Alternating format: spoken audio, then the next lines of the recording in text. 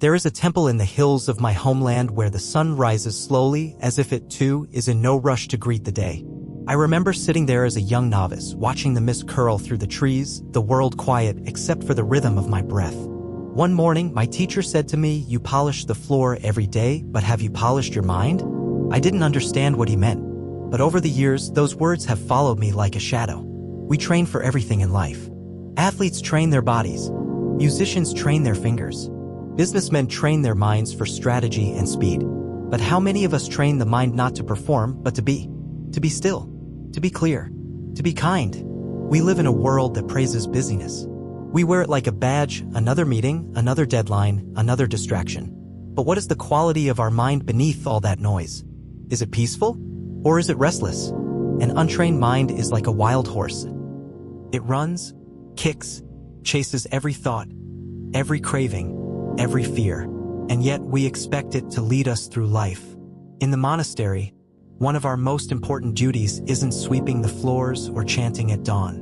It is the daily, deliberate practice of observing the mind, just sitting, breathing, watching the thoughts rise and fall like waves. We do not chase them, nor do we run. We simply witness, and in that witnessing, the mind begins to soften. Let me share a story.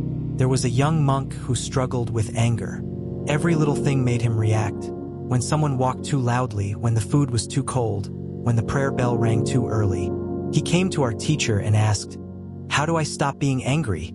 The teacher smiled and said, "For the next 30 days, before you speak, ask yourself 3 times. Is it necessary? Is it kind? Is it true?" At first, the young monk forgot. His words spilled out. But slowly he remembered, and with each pause, the anger lost its grip. He was training, not in silence, but in self-mastery. You see, training the mind is not just about meditation. It isn't how we listen, how we respond, how we hold space for discomfort without rushing to fix or flee. The mind becomes sharp not through control, but through clarity. Like water in a still pond, it reflects the truth only when undisturbed. Now, you might say, "But I don't have time to sit for hours like a monk." Let me offer you this. It is not the length of time, but the intention that matters. Even 5 minutes of presence can shift your entire day. The key is consistency. Mindfulness is like watering a seed. Miss one day and nothing changes. But nurture it daily and it will grow into a tree that shelters your soul. When we neglect the mind, we suffer. Not always in obvious ways, but in subtle ones. We become reactive, easily overwhelmed, numb to joy.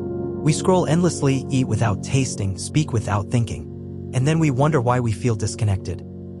The mind is the lens through which we see the world. Clean the lens and everything changes. I often ask people, if your mind was a house, would you want to live in it? Is it peaceful, spacious, or cluttered and chaotic? The good news is this house can be rebuilt. Brick by brick, breath by breath. Start small. Wake up and sit for 2 minutes in silence. Listen to the sound of your own breathing. When your mind wanders, and it will gently bring it back. No judgment, just return. Like training a puppy. Patiently, lovingly. Throughout your day, notice the spaces between actions. Before you answer the phone, pause. Before you speak, breathe. Before you react, reflect. These tiny moments are where your power lives. There is a great freedom in being able to choose your response. That is the fruit of training. And remember, this is not a race. There is no finish line. The mind is not a machine to be perfected, but a garden to be tended. Some days will feel dry, others overgrown. But with care, with practice, with love, you will begin to see the change. Not only in how you think, but in how you live, how you love, how you lead. At the end of life, we will not be remembered for how many tasks we completed or how fast we moved. We will be remembered for how we made others feel. And that begins with how we feel within ourselves. So I invite you today, take time to train your mind. Even if the world pulls you in 100 directions. Especially then. Because the most important journey is not across mountains or oceans, but inward. Toward clarity. Toward peace. Toward the truth of who you are. Let your mind be your ally, not your enemy. Train it. Tend to it.